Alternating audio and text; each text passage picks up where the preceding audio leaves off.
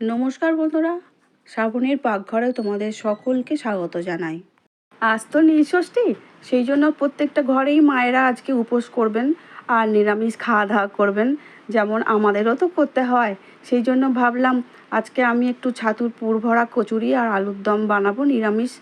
সেই জন্য তোমাদের সঙ্গেও একটু আমি শেয়ার করতে চাইছি।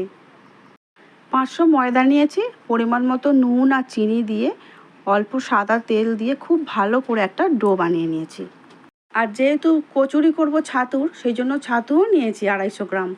আর নুন চিনি দিয়েছি পরিমাণ মতো, আর 2 চামচ দিয়েছি জিরে ধনে গুঁড়ো, আর 1 চিমটে হিং দিয়ে জল দিয়ে ভালো করে একটা ডো বানিয়ে নিয়েছি। ছাতু দিয়েই তো পুরটা বানাবো, সেই জন্য ছোট ছোট করে লেচি কেটে ছাতুর পুরগুলোকে আমি আগেই বানিয়ে নিচ্ছি গোল গোল করে। তারপর যে ময়দাটা মেখে রেখেছি সেটাও লুচির থেকে 1 সাইজ বড় করেই আমি গোল করে নিচ্ছি, কারণ আমি তো কচুরি বানাবো। তাহলে আমার সমস্ত কিছু লেচি করা হয়ে গেছে।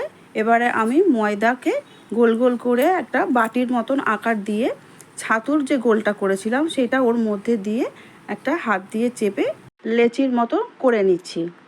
এইভাবে আমি পরপর ময়দার বাটির মতো করে ছাতুর পুরগুলোকে দিয়ে লেচি বানিয়ে নিচ্ছি।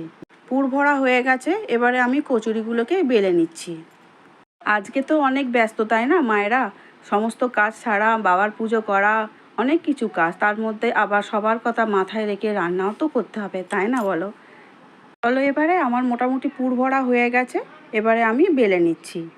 যেহেতু আমি কচুরি বানাবো, সেই জন্য লুচির থেকে একটু বড় বড় সাইজ করে লেচিও যেমন বানিয়েছি, তেমন বেলবো আমি একটু বড় বড় করে। দেখে নিশ্চয়ই বুঝতেই পারছো বন্ধুরা, আমার লেচির সাইজটাও একটু বড় করেছি আর বেলছিও একটু বড় করেই। তাড়াতাড়ি করো, খিদে পেয়ে যাচ্ছে। জল ঝেড়ে আসবো, তারপরে তো খাবো। আমার রোদ্দুর বাবার তো খিদে খুব জোরেই পেয়ে যায়, জল ঢালার আগেই খেয়ে নিলে হয়। দাঁড়াও, কচুরিগুলোকে সব আমি বেলে নিই, তারপরে তো আমি তেলে দিয়ে ছাঁকবো। এই তো এদিকে আবার কড়ার তেলও গরম হয়ে গেছে, এবারে আমি কচুরিগুলো একটা একটা করে ছাড়ছি, এক্ষুনি ভাজা হয়ে যাবে দেখো।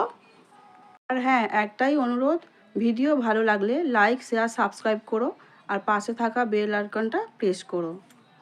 একইভাবে আমি পরপর সব কচুরিগুলোকে এইভাবেই ভেজে নিচ্ছি।